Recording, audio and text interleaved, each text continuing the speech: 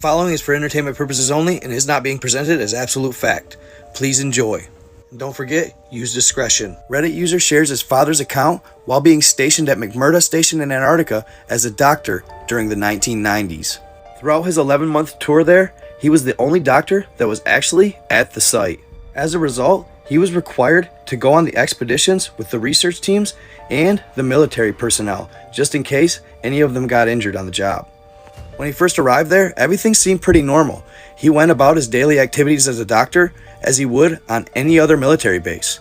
But that all changed when he started seeing bodies come in with peculiar injuries. As you would expect in Antarctica, many of the deaths were the result of hypothermia. But slowly more and more bodies came in that weren't consistent with hypothermia as cause of death. He started seeing bodies with deep lacerations in their abdomen and chest, or missing limbs. So naturally, he'd ask the soldiers that brought them in what had happened, but he was immediately silenced and told to write hypothermia as the cause of death. These were the first clues that told him something more was going on here, and it started to pique his curiosity. It was at this point that he began to observe his everyday activities, especially in the field, with much more intent. He started to pay more attention to his surroundings, especially when he tagged along on the expeditions. That's when he noticed on every expedition, they would take a 5-mile detour around a certain point south of McMurdo Station. What also struck the doctor as odd is that all the expeditions went to the exact same location, about 30 miles south and 10 miles east of McMurdo Station. When they get to their location, he was required to stay in the truck, so he wasn't able to see exactly what was going on. It was then that he realized he'd have to befriend somebody on the research team to find out more. So this is what he did. He befriended a veteran of the station, somebody who had been there for 10 years. And a couple months after their friendship, he asked, "Why do we detour 5 miles around this location every time we come out on these expeditions?"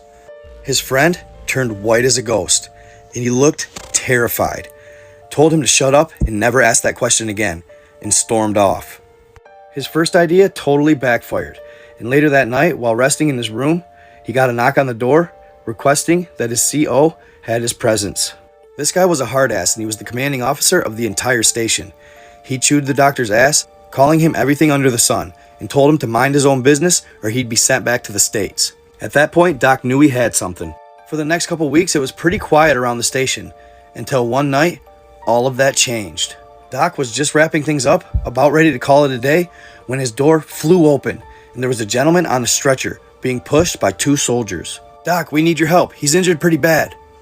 As he approaches the injured soldier, he immediately recognizes that he's not even a person stationed at McMurdo. He took mental note and started treating him.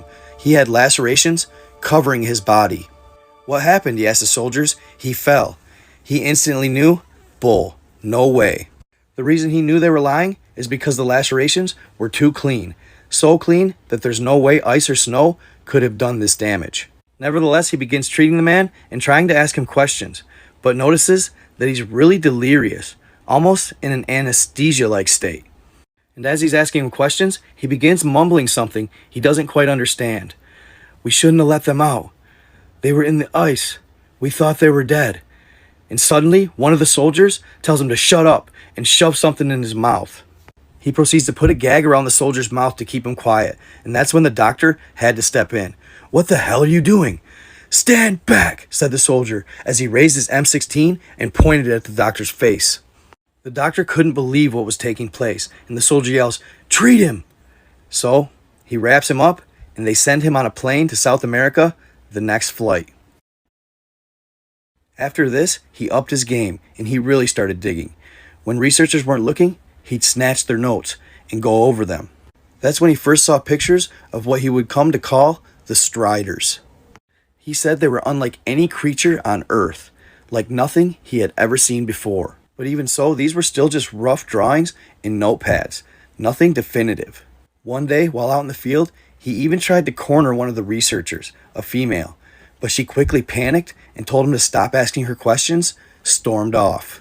Once again, that night while laying in bed, he hears a knock at the door. The CO was demanding his presence. And once again, he got his ass chewed, was called every name under the sun, and told that they don't want his type there. His commanding officer even told him one more slip up and they're sending you back to the States. But at this point, the doctor was used to this. So He just took it and then went on with his day. It wasn't until later that night that he actually did what got him kicked out of Antarctica and back to the States. When he knew his commanding officer had gone to bed, he went back to his office, broke in, and found some documents in his desk. They were mostly pretty vague, talking about operations and the like, but eventually he stumbled onto something that caught his attention. It was a manifest requesting a pile of ammo.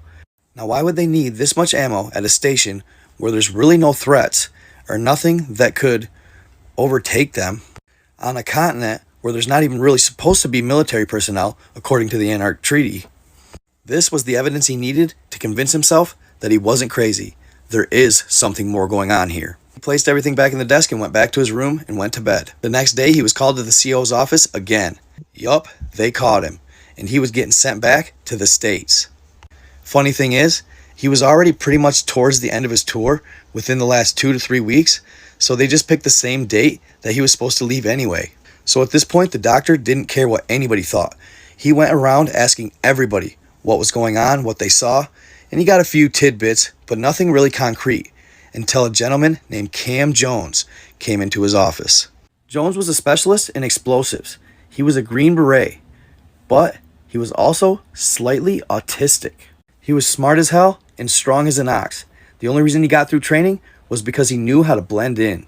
He could do a lot of things members of his team couldn't, but most importantly, he had a conscience. The only difference is, Jones had a conscience, and he felt bad for what he was doing. And for that reason, he was approaching the doctor to see if he could help him, maybe act as a shrink for him or something. Well, it just so happened the doctor had a minor in psychology, so he agreed. Why not? It's perfect, really. He lays down and confesses everything that's going on in Antarctica, and the doctor helps him through. And the CO gets a soldier.